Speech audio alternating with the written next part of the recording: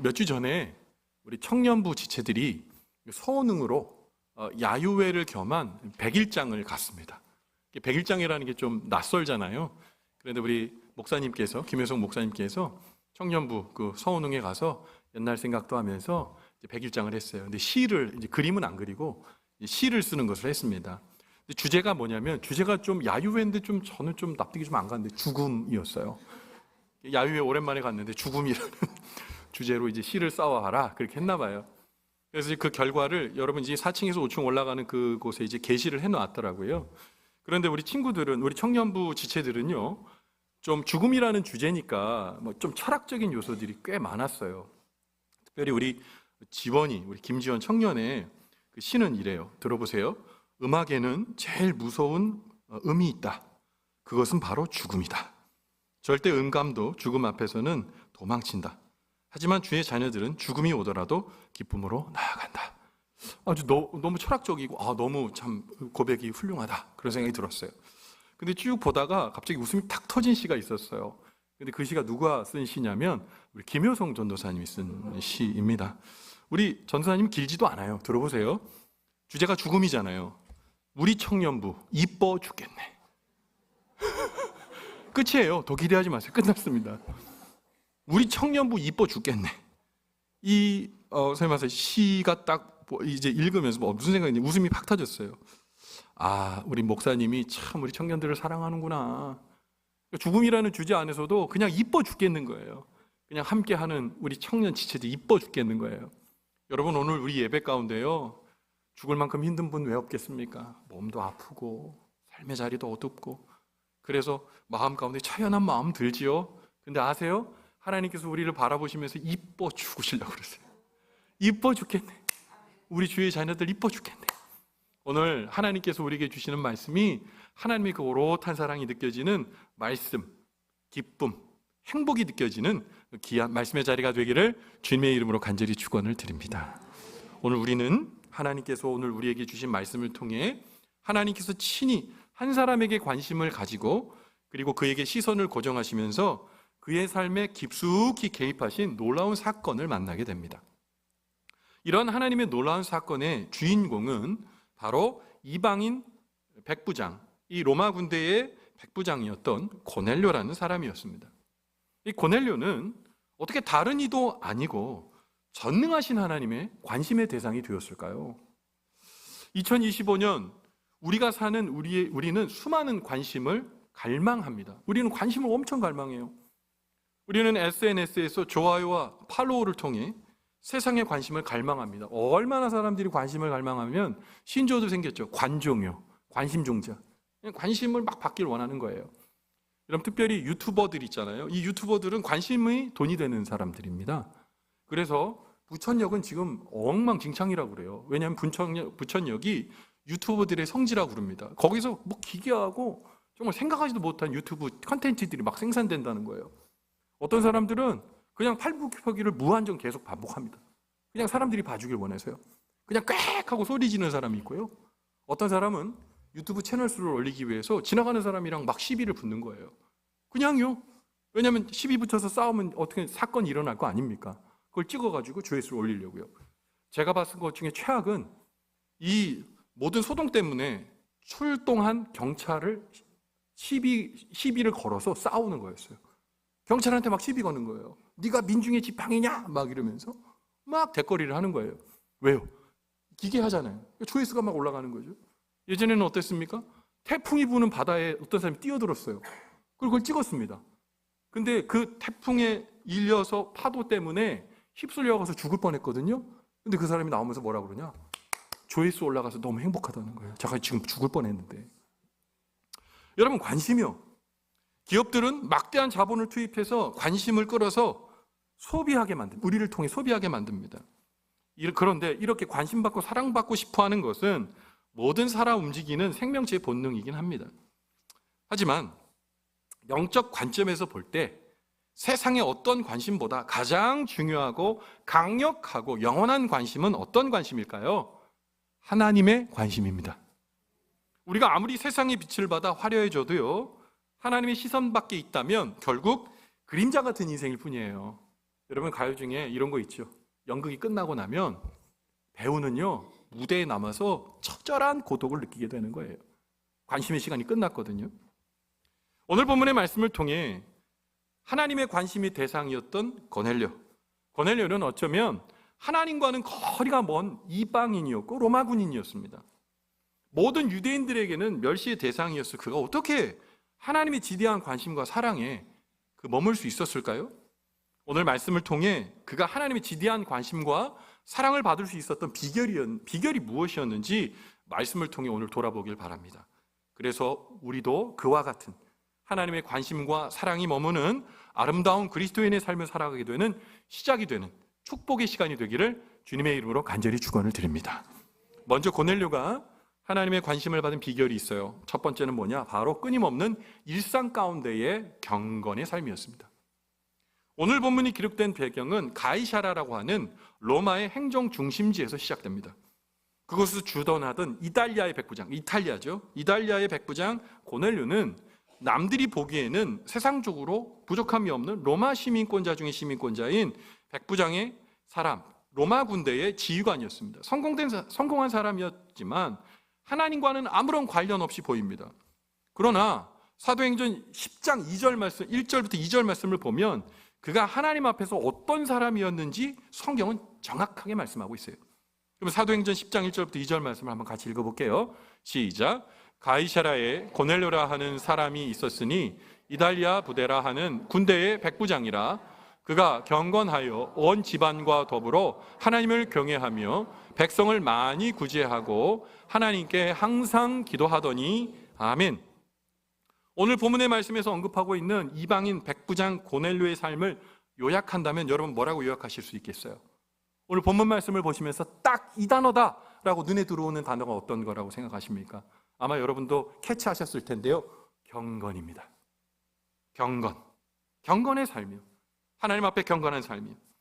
그런데 이 고넬료의 경건은 골방에서 기도만 하는 기도가 아니라 개인의 경건을 넘어선 파급력과 확장성이 있는 경건이었습니다. 오늘 본문의 말씀을 통해 온 집안과 더불어 하나님을 경외했다라는 말이 있습니다. 이 말씀은 뭡니까? 고넬료의 경건이 온 집안이 진동을 하고 그의 삶의 자리에서 진동했다는 거예요. 경건의 확장성과 파급력과 파괴력이 있었단 말입니다. 그는 그의 신앙을 개인적 차원에 머물게 하지 않고 가정 전체를 하나님을 경외하는 공동체로 이끌게 만들었어요. 또 그의 경건은 실제적이며 움직이는 경건이었습니다. 그는 실제적으로 하나님 앞에 항상 기도할 뿐만 아니라 또한 움직이는 경건으로서 백성을 그냥 구제한 게 아니라 많이 구제했다고 말하고 있습니다. 고넬료의 경건은 야고보서 1장 27절에서 말하는 참된 경건을 떠올리게 합니다. 여러분 야고보서 1장 27절에서 말씀하는 참된 경건이 무엇인지 한번 같이 읽어보겠습니다. 시작. 하나님 아버지 앞에서 정결하고 더러움이 없는 경건은 곧 고아와 가부를 그 환난 중에 돌보고 또 자기를 지켜 새 속에 물들지 아니하는 그것이니라. 아멘. 우리가 많이 암송하기도 하고 우리가 많이 인용하는 그런 구절입니다. 여러분 이 경건이 뭡니까? 경건은 환난 중에 이웃을 돌보고 환난 가운데 있는 사람을 돌보는 거예요. 물론 새 속에서 자기를 지켜내는 경건도 있지만 그 경건에 확장성이 있다라고 오늘 성경은 야고보서는 말하고 있는 겁니다. 고넬료는 그런 삶을 산 거죠. 고넬료는 하나님 앞에 정결하고 더러움이 없는 경건을 이루기 위해 질주하였던 겁니다.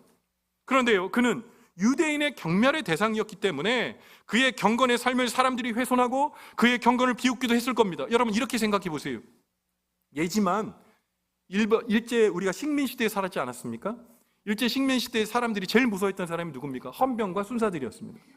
그런데 그 어떤 순사가, 일본 경찰이 하나님의 은혜로 예수를 믿게 됐단 말입니다. 근데 이 사람이 이 하나님의 은혜가 너무 귀해서 자기의 것으로 우리 조선의 사람들을 나눠줬다고 생각해 봅시다. 호의롭게 받았을까요? 됐어. 이 일본 제국주의의 이 개야. 차라리 안 받고 죽지. 내가 절대 너한테 도움 받지 않아. 더러운 거 치워. 똑같은 거예요. 하나님이 주신 은혜 가운데에 손을 펼쳐 돕는 손길을 폄하하고 왜곡했을 것은 너무나 명확관한 이야기입니다. 불보듯 뻔한 이야기예요. 그런데 오늘 이 고넬료의 경건은 그런 폄하와 그런 멸시 속에서 피어난 꽃이었다는 겁니다. 하나님이 아시기 때문에 경건, 외연으로 보여지는 몸으로 하는 이 경건이 위축되지 않고 그의 경건의 삶을 포기하지 않았다는 거예요. 고넬료가 하나님을 바라보지 않고 기도하지 않고 만약 사람만 쳐다보고 있었다면 그는 아마 창피하고 수치스러워 살지 못했을 겁니다. 그의 경건을 바라보면서 그의 마음을 뒤집어 놓는 사람들이 얼마나 많았겠어요. 마음의 상처 때문에 견딜 수 없었을 것입니다. 그러나 그가 하나님을 단둘이 만나 그 놀라운 사랑을 그 마음에 채우자 그의 마음에 눈물을 씻고 하나님께서 기뻐하시는 움직이는 경건의 삶을 그는 멈추지 않았다는 겁니다. 경건도 하나님을 바라봐야 되는 거예요. 구제도 하나님을 바라봐야 되는 거예요. 그 하나님의 은혜가 담뿍 있지 않으면 하나님의 은혜를 펼치지 못하는 겁니다. 고넬료의 경건은 일시적이나 일회적인 경건이 아니었습니다. 고넬료의 경건은 꾸준하고 일상적이었던 거예요. 고넬료는 하나님과의 일상적인 기도의 만남으로 치료를 받고 그 놀라운 사랑을 마음에 담고 하나님이 기뻐하시는 일을 감당할 수 있었던 거예요. 우리가 이 하나님과 일상적 기도의 마음을 우리 마음 품지 않으면 미운 사람 너무 많아요. 이겨낼 수 없는 환난 너무 많아요. 견딜 수 없는 그 모든 상황 때문에 머리가 아파서 정말 죽을 증이 되는 겁니다. 경건요, 일상적으로 만나는 하나님의 손요, 나를 붙들어 주시는 하나님의 은혜요, 그거 없으면 살 수 없어요. 하나님의 자녀였던 고넬료의 경건은 그래서 일관됐어요. 그 맛을 알기 때문에 일관되고 꾸준히 하나님을 만났던 거예요. 그 일관된 경건의 삶을 오늘 본문의 말씀인 사도행전 10장 30절을 통해 우리는 이해할 수 있습니다. 오늘 본문의 말씀인 사도행전 10장 30절의 말씀을 한번 읽어봅니다. 시작. 고넬료가 이르되 내가 나흘 전 이맘때까지 내 집에서 제 구시에 기도를 하는데 갑자기 한 사람이 빛난 옷을 입고 내 앞에 서서. 아멘. 오늘 본문에서 고넬료는 하나님이 보낸 천사를 만납니다. 그런데 그 천사를 만나는 시점이 대단한 어떤 무엇을 가지고 막 열렬히 어떤 한 일시적인 시간에 하나님 앞에 열렬히 기도해서 만난 게 아닙니다. 고넬료가 정기적으로 기도했던 제9시, 우리나라 시간으로 얘기하면 오후 3시입니다. 그 3시에 정기적으로 지켜왔던 기도 시간에 하나님께서는 하나님의 사자를 보내주셨어요. 천사를 보내신 거예요. 꾸준하고 일상적인 기도의 시간에 하나님께서는 그의 삶에 개입하시는 겁니다. 사도행전 10장 31절에 그 사자가 하나님의 말씀을 대언하는 장면이 있어요. 사도행전 10장 31절 말씀 같이 한번 읽어봅니다. 31절입니다. 시작. 말하되 고넬료야, 하나님이 내 기도를 들으시고 내 구제를 기억하셨으니. 아멘. 하나님의 사자가 말한 것은 하나님이 말씀하신 겁니다. 그런데 하나님께서 고넬료에게 말하시길 뭐라고 얘기합니까? 뭐를 들으셨다고요? 기도를 들으셨고. 뭘 기억하셨다고요? 구제를 기억하셨다는 겁니다. 기도를 들으시고 구제를 기억하신 이가 바로 하나님이라는 거예요. 오늘 다니엘 기도회 때 여러분 수고 많으셨습니다. 21일 동안 간증을 통해 또 도전을 받고 여러분 기도의 시간에 묵묵히 지키시는 모습들이 너무 아름다웠어요. 근데 여러분, 우리가 기도의 자리에서 그렇게 하나님 앞에 기도하는 이유가 뭡니까? 누가 우리의 기도를 듣고 있습니까? 우리 기도를 보고 있습니까? 우리가 1시간, 2시간, 3시간 기도해도 여러분 우리의 기도를 보는 사람이 있습니까? 들여다보려고 애쓰는 사람이 있습니까? 있죠. 하나님이요. 하나님이 내 기도를 들으시니까 난 이 자리에서 기도하는 거예요. 천하 없는 무엇이 있어도 하나님이 보시니까 기도하는 거예요. 목사가 지켜보는 거 아니에요. 내 주변에 있는 성도들이 내 기도 염탐하려고 하는 거 아니에요. 하나님이 보시니 기도하는 거예요. 하나님이 들으시니 기도하는 거예요. 그게 경건 아니에요? 여러분, 오늘 구제 뭐라고 얘기합니까? 내 구제를 기억했다. 우리가 애쓰고 수고하고 다른 사람들을 돕고 섬기는 구제를 사람들이 기억할 것 같아요? 아니요. 그거 내 만족입니다. 진정한 구제는 하나님이 기억하실 줄 알고 그 손을 뻗치는 겁니다. 우리 부 추수감사절에 여기 그득 있었던 과일들 그 다음날 주민센터에 전달했어요. 그래서 우리 망원 이동에 계신 우리 어르신들 효도밥상에 귀한 간식으로 올라갔고요. 그리고 이 독거노 어르신들 그리고 소년소녀 가장에게 다 전달됐어요. 130여 분께 전달됐다고 연락을 받고 사진도 봤어요. 여러분, 우리 작지만 이렇게 할 수 있어서 너무 좋았습니다. 여러분, 이것이 하나님이 원하시는 손길인 줄 믿습니다. 주님이 이 순간들을 기억해 주시는 거예요. 고넬료는 정확히 알았던 거죠. 하나님이 들으시는 기도, 하나님이 기억하시는 구제, 그것으로 말미암아 하나님의 시선이 자신에게 떨어지고 있다는 것, 하나님의 관심이 자기에게 있다는 것 알게 되었던 거죠. 사랑하는 망원지역의 믿음의 성도 여러분, 주님이 나의 기도를 들으시고 주님이 나의 구제를 기억하시고 나와 함께 손잡아 주시고 동행해 주신 놀라우신 은혜가 우리 망원지역의 믿음의 온 성도들의 오롯한 복이 되기를 주님의 이름으로 간절히 축원을 드립니다. 두 번째로 고넬료가 하나님의 관심을 받은 비결은요, 바로 이웃을 향한 조건 없는 사랑과 헌신이었어요. 근데 그 조건 없는 사랑과 헌신이 어디에서 나왔을까요? 조건 없이 사랑해 주시는 하나님의 은혜, 예수님의 은혜 때문에 그것이 시작되었던 것이죠. 하나님의 관심이 고넬료의 삶에 머물게 되자 그 다음은 하나님께서 고넬료의 삶에 주도적으로 개입하시기 시작하셨어요. 이 개입은 단순히 한 사람을 축복하는 차원을 넘어서 복음의 역사를 완전히 뒤집어 엎는 역사의 진로를 바꾸는 일이었습니다. 하나님은 고넬료에게 천사를 보냈고 베드로를 청에 오게 하셨고 베드로에게 부정한 짐승의 환상을 3번이나 보여주시면서 유대인만이 복음의 주인이 아니라 온 천하 모든 인간, 모든 인류에게 복음이 열려 있다는 것, 그래서 편견의 벽을 허무셔야 된다는 사실을 알게 하셨죠. 베드로가 고넬료의 집에 들어가 그리고 그를 만났습니다. 그런데 고넬료의 집에 베드로가 간 사실은 당시 엄정한 유대 율법에는 전혀 허락이 되지 않은 금기를 깨는 일이었습니다. 2025년의 현실에서도, 25년의 우리의 현실에서도 복음이 들어가기 어려운 잊혀져 버린 가이사랴 같은 곳이 있습니다. 아니, 우리가 가려하지 않은 가이사랴와 같은 길이 있죠. 그러나 하나님의 관심은 오늘도 이 시대의 고넬료들, 즉 세상 속에 소외되고 복음을 접하기 어려운 사람들에게 다가가는 그 사람에게 하나님은 집중하고 계십니다. 복음을 전하기 위해, 또 하나님의 은혜와 사랑을 나누기 위해 가이사랴 같은 빈들에 걸어가는 용기를 갖는 사람들, 그 사람들이 하나님의 관심을 받는 것은 너무나 당연한 일이겠죠. 그러면 구체적으로 어떻게 해야 오늘날 우리가 하나님의 관심과 사랑을 한 몸에 받는 고넬료와 같은 축복의 사람 될 수 있을까요? 오늘 고넬료의 삶에서 한 가지 매우 중요한 비결을 배울 수 있습니다. 오늘 본문의 고넬료는 로마의 백부장이었지만 그의 소득을 자신의 것으로만 보지 않고 하나님을 사랑하는 마음으로 백성을 많이 구제했습니다. 그 자신만의 삶을 위하여 자신의 것으로 움켜쥔 것이 아니라 어려운 형편 중에서도 나누고 헌신했음을 이야기하고 있는 것이죠. 마가복음 12장에서 예수님은 부자들이 풍족한 중에 헌금하는 것보다 가난한 과부가 생활비 전부를 넣은 2렙돈의 헌금을 크게 평가하셨습니다. 어려운 중에서도 다른 사람을 향한 관심과 사랑이 하나님의 관심과 사랑을 부르는 겁니다.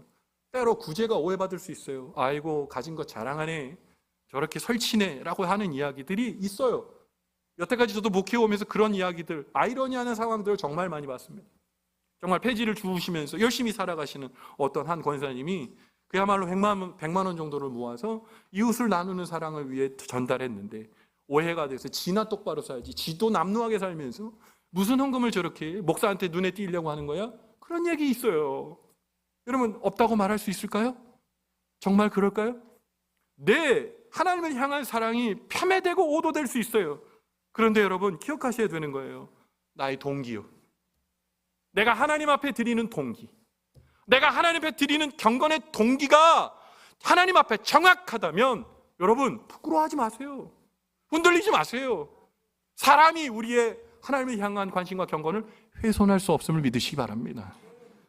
여러분, 오늘 우리 교회 공동체 안에서도 한 믿음의 집안이지만 교회 안에서 여전히 소외된 지체들이 있습니다.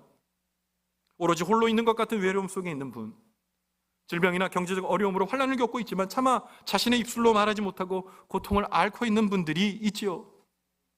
그러한 분들을 우리가 손을 잡아드리고 공감하는 것, 얼마를 도와주는 게 이게 중요한 것이 아니라 그 마음 알아주는 것, 그 마음을 공감하고 하나님이 함께, 우리와 함께 있음을 고백하고 끌어안아주는 것, 진심으로 다해 돕고 섬길 때 바로 하나님의 관심이 그 위에 머물게 되는 것입니다.